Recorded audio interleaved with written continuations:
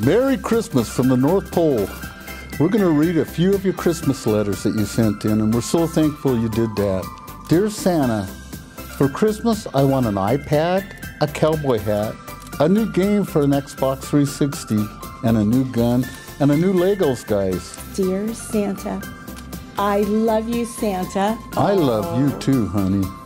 And what I want for Christmas this year is a Barbie, because you give everyone a present, and she gets one too. That's right. I'll tell you, Santa, Hunter was so smart. He just made all kinds of pictures for us. Oh, the elves are going to think this is just a terrific way to do it. Absolutely. Now we're going to read one of my favorite old-time stories. It is. Rudolph the Red-Nosed Reindeer.